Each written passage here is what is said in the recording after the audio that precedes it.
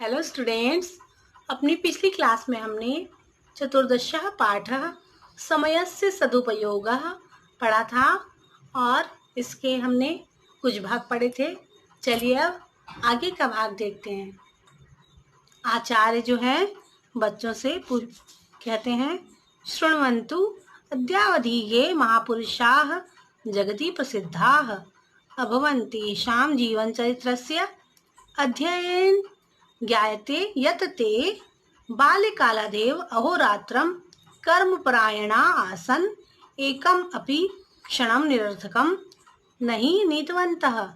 कार्यं वा साधयेयं, देहं वा पातयेयम् इत्येव तेषां लक्ष्यं बभूव।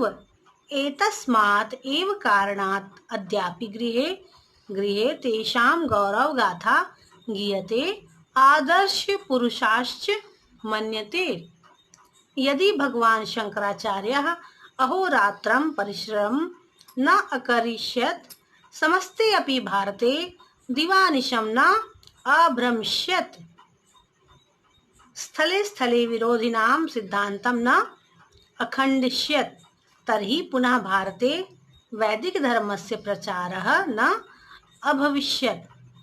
गांधी सुभाष चन्द्रशेखरादयः भारतीयाः कठिन परिश्रमेण समयस्य सदुपयोगं कृत्वा गौराङ्गजनान् देशात् बहिः कृतवन्तः, स्वराज्यं च प्राप्तवन्तः। तथा च ये छात्राः क्षणं क्षणं संयोज्य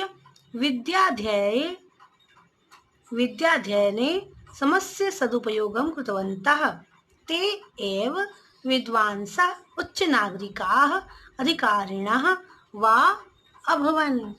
तो आचार्य कहते हैं, सुनो, आज तक जो महापुरुष जगत में प्रसिद्ध हुए हैं, उनके जीवन चरित्र के अध्ययन से पता चलता है कि ये बचपन से ही दिन रात कर्म परायण थे।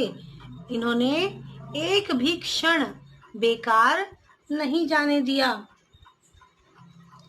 या कार्य सिद्ध करो या शरीर का पतन, यही उनका लक्ष्य था। यही कारण है कि आज भी घर घर में उनकी गौरव गाथा गाई जाती है और वे आदर्श पुरुष माने जाते हैं।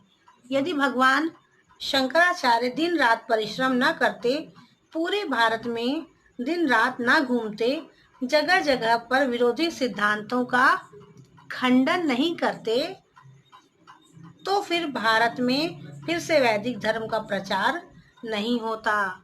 इसी तरह से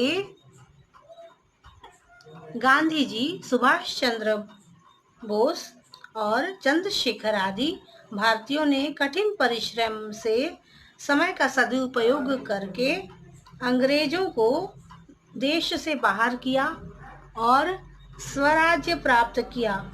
और जिन छात्रों ने क्षण क्षण जोड़कर विद्याध्ययन में समय का सदुपयोग किया, वे ही विद्वान, उच्च नागरिक और अधिकारी गण हुए।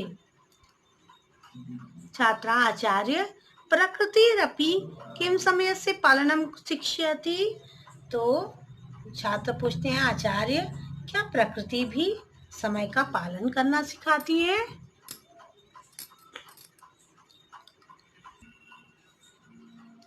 आचार्य, आम प्रकृतिरपि समयस्य पालनम कार्यपरायणताम् एव उपदिशति निरन्तरं। प्रकृतौ यावन्तः पदार्थाः सृष्टाः सन्ति, ते सर्वे अपि अहोरात्रं कार्यसंलग्ना एव दृश्यन्ते। सूर्य चन्द्राभ्याम् आरभ्य कीटपतंग पिपीलिका पर्यन्तं सर्वे अपि स्वस्वव्यापारे व्यापृताः विलोक्यन्ते। अतः प्रकृत्या अपि इयमेव शिक्षा दीयते यत् नहि केनापि समयस्य अनुपयोगः कर्तव्यः इति। अतः अस्माभिः आलस्यं विहाय सर्वदैव समयस्य सदुपयोगः कर्तव्यः, न तु कदाचित् एकमपि क्षणं व्यर्थं यापनीयम्। यथायोक्तं न कार्यकाल मति पातयेत। तो जब आचार्य से पूछते हैं बच्चे कि क्या हमें प्रकृति भी समय का पालन करने की शिक्षा देती है, तो आचार्य कहते हैं हाँ, प्रकृति भी समय के पालन और कार्यपरायणता का सदा ही उपदेश देती रहती है। प्रकृति में जितने भी पदार्थ बने हैं वे सभी दिन रात कार्य में लगे होते हैं। सूर्य चंद्रमा से लेकर कीड़े पतंगे चींटी सब अपने अपने कार्य में व्यस्त दिखाई देते हैं। इसीलिए प्रकृति से यही शिक्षा मिलती है कि किसी के द्वारा भी समय का दुरुपयोग नहीं करना चाहिए। अतः हमें भी आलस्य छोड़कर सदैव समय का सदुपयोग करना चाहिए, न कि कभी भी एक क्षण भी व्यर्थ में बिताना चाहिए। जैसा कि कहा गया है, काम का समय नष्ट नहीं करना चाहिए। तो आपको भी समय का महत्व पता चल गया होगा। तो आज ये पाठ यहीं समाप्त होता है। अपनी अगली क्लास में हम अभ्यास के प्रश्नों को हल करेंगे।